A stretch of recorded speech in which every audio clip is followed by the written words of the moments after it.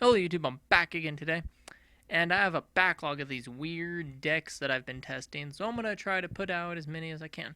And we'll start off with Dark Scorpions, a Dark Scorpion deck. And if you don't know what the Dark Scorpions are, it's an archetype that uses Don Zaloog, Chick the Yellow, Cliff the Trap Remover, Gorg the Strong, Melina the Thorn, and it has one spell, one trap, and another monster that has all of them on the artwork. And all of them have an effect where if they inflict battle damage to your opponent, you can activate one of two effects. And so you think that's pretty cool. So between the 1, 2, 3, 4, 5 monsters, you have 10 effects to really work with. But the archetype is very undersupported and nobody really cares about it. So that's where I come in, make a deck that's alright, and people like the video, dislike the video, or don't do anything with the video. They watch the first 10 seconds, see the screenshot, and say, hey, those are some pretty nifty card choices, and click away. I don't have very good audience tendency with this format, but I love this format because I can make a video in 10 seconds. But yes, now, back onto the deck profile. So, pretty much, so with the Dark Scorpions, you need to make them. They also have pretty lackluster stats, all of them do.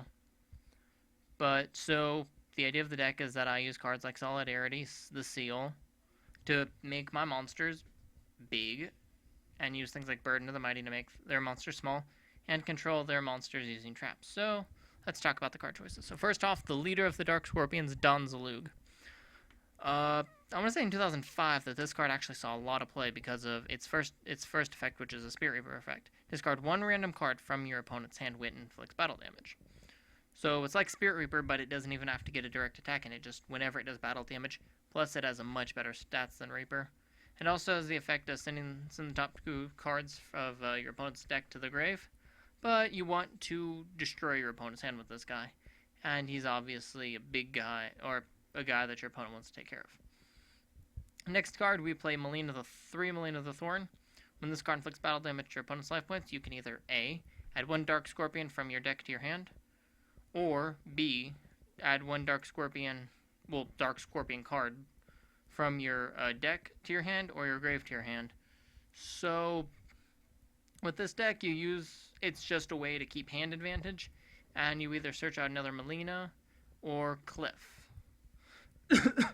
And the thing about Melina is that it has 18 defense, so if your opponent doesn't know what you're playing and you're going first, you can just set Melina a few back row, and your opponent will attack into it with something like Nintendog. I don't know.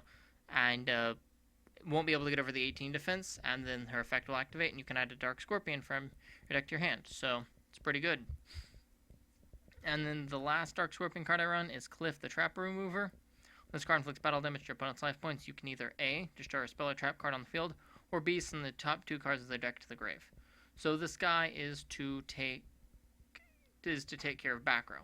And that's all the Dark Scorpion cards I play. Yeah, there are a few others left, but let's go over those really quick.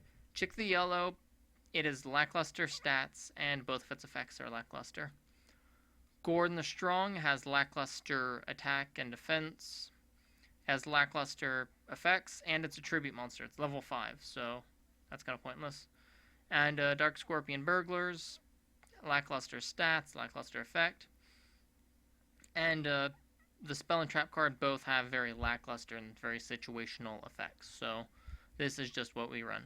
But for place fillers, we run 2 Mata the Zapper. This card can attack twice during each battle phase, and control of this cannot be switched.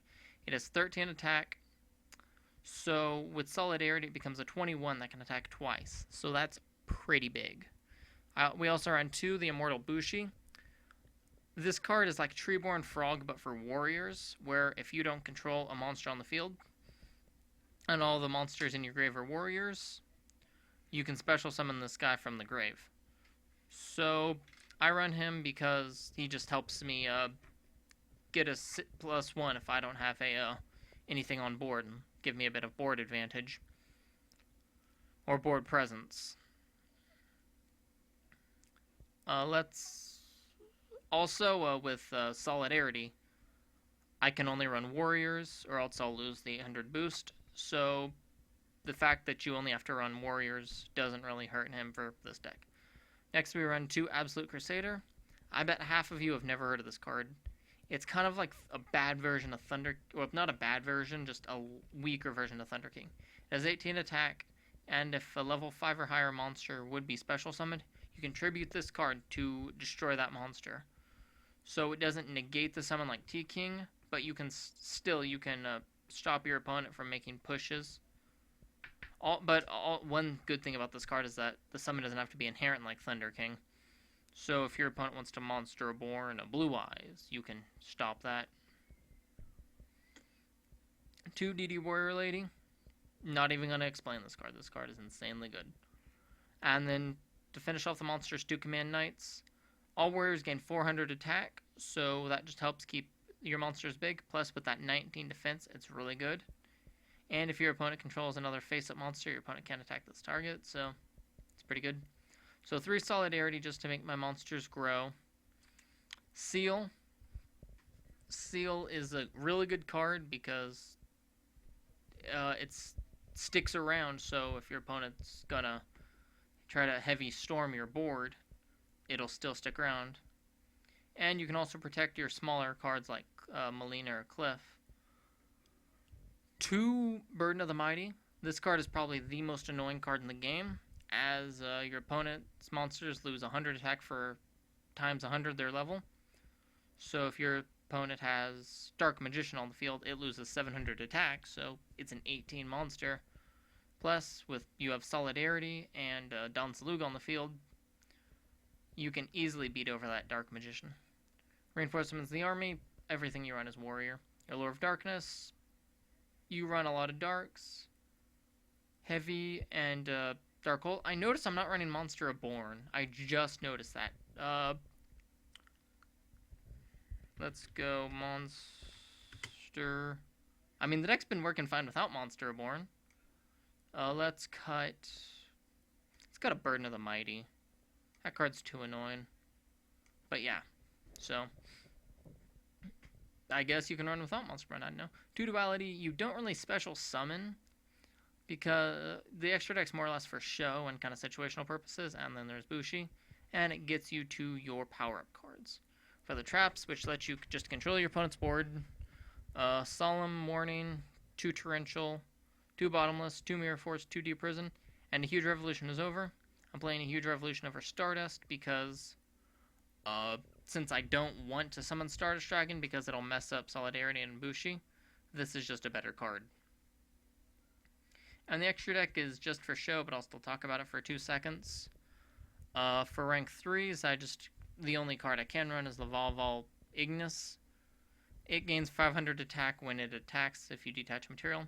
3 Cowboy because it's an insanely good card and you have tons of space. 2 Heroic Champion Excalibur to get over big stuff. 2 Papyrel Operative. 2 Blade Armor for that 1-2 punch. Number 10 Illuminite because I have space. Utopia Ray. And Heroic Champion. I'm